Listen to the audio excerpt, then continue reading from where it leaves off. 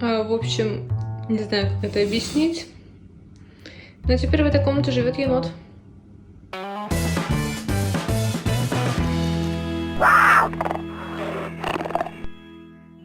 Ну не ругайся, я тебя не обижу. Не ругайся, смотрю, ты покушала. Не ругайся. Да все хорошо. Хочешь, я вкусняшек принесу каких-нибудь?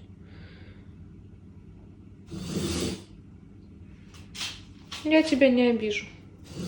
С тобой все хорошо. Мне нужно было просто убедиться, проверить, что с тобой все хорошо. Ладно, не будем пока ее стрессовать. Ее зовут Зефирка. Зефирушка. Да, Зефирушка. Зефирушка. Не выходим, не выходим. В общем, такая ситуация.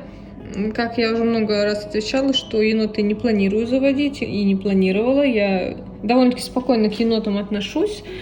Но с Зефирушкой, ее так зовут, знакомьтесь, она будет появляться в роликах, скорее всего. Если вам, конечно, интересно, пишите.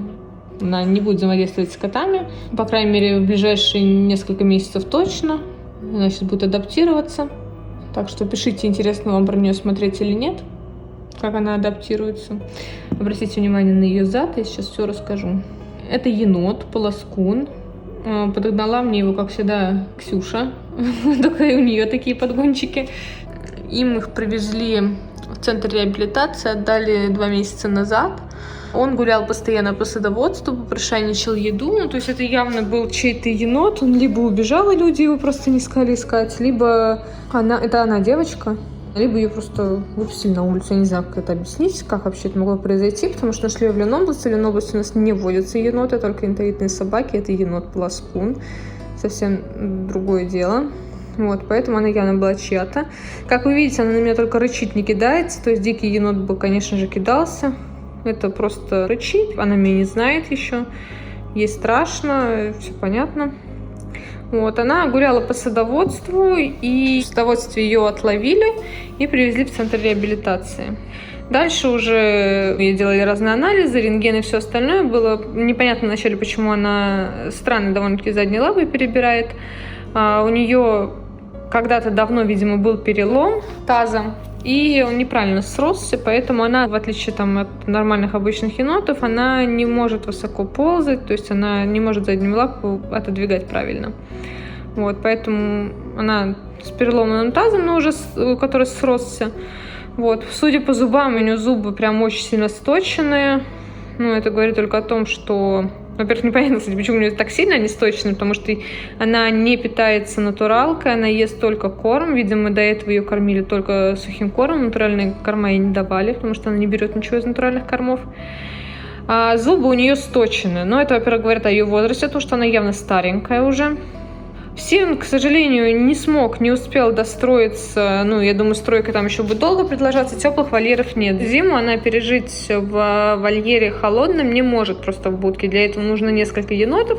Когда они там греются друг от друга, они еще могут пережить. Но непонятно, примет ли ее другая стая. Ну, плюс она все это время сейчас жила у ветеринара, у которой есть, собственно, свой енот, который просто был это время на даче. Она жила у нее в квартире, но дальше она ее оставлять себе, естественно, не может, потому что у нее, во-первых, свой енот, во-вторых, у нее ребенок, который тоже вернется с дачи, и негде ей оставлять себе. Ну, и она сказала, что она все время жалась к батареям, к чему-то еще, ей нужно тепло. Ну, соответственно, получилось так, что Ксюша попросила занять свободную комнату. Говорит, что на время, но посмотрим, на какое время. Зимой явно она здесь, потому что холодно.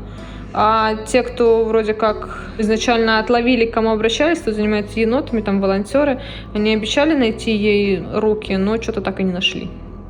Поэтому теперь у меня живет енот. Енот явно была до этого ручная, потому что, она, видите, она не кидается. То есть, если енот был не прирученный, то он бы просто кидался там чуть ли не в лицо, в ноги и так далее. Она просто фырчит, ругается. Она меня совершенно не знает. Когда мы заходили с Машей, ветеринаркой, у которой она сейчас жила, она даже не фырчала особо. То есть, она к ней уже более-менее привыкла. Она прожила у нее в квартире 2 месяца.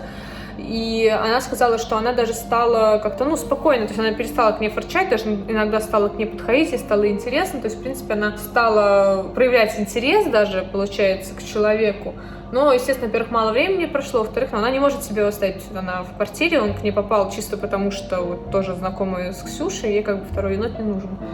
Я не хотела енота себе заводить, просто оставить ее непонятно где на улице я тоже не могу, но мне жалко реально. Поэтому она сейчас будет жить здесь. Говорят, что хлопот он мне не доставит, потому что она плохо ползает, то есть она не как обычный енот, ничего не разбирает.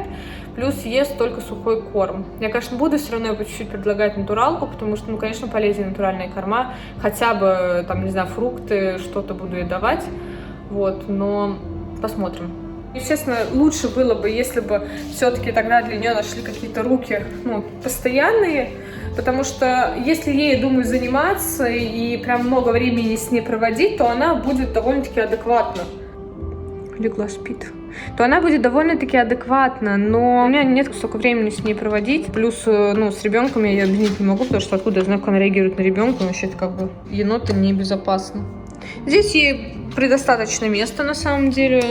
Ничего верхового специально не будем городить, потому что она, как уже сказала, у нее проблемы с тазом, поэтому она не может прям нормально спуститься там или подняться. Подняться может, спуститься нормально не может. Поэтому пока так, может быть, когда будет, хотя тепло уже не обещает, там по весне буду выпускать ее туда прогуляться, ну, под присмотром, чтобы она не залезла на сетку и себе ничего не разбила. Сейчас она будет осваиваться. Через какое-то время я посмотрю, как она вообще себя ведет, чего, может, буду предлагать и тазики ставить, если ей будет интересно с водой что-то делать. Все-таки еноты любят возиться в воде. Сейчас пока у нее стоит просто поилка. До этого тазик, ну, с кого она жила, и не давали, потому что в квартире, ну, не очень. У них свой енот просто в ванне плещется, а она как бы ее не загнать в ванну, но она не дается на руки. И не доверяет пока людям. А здесь как бы есть слив, поэтому я думаю, буду ей ставить тазики, но пока пусть она просто освоится. Так что она в шоке, потому что опять поменялся человек. Ну ничего, посмотрим. Она очень миленькая, на самом деле мельче, чем обычные еноты бывают. Она маленькая, 5 килограмм, то есть девочки обычно поболее, мне кажется.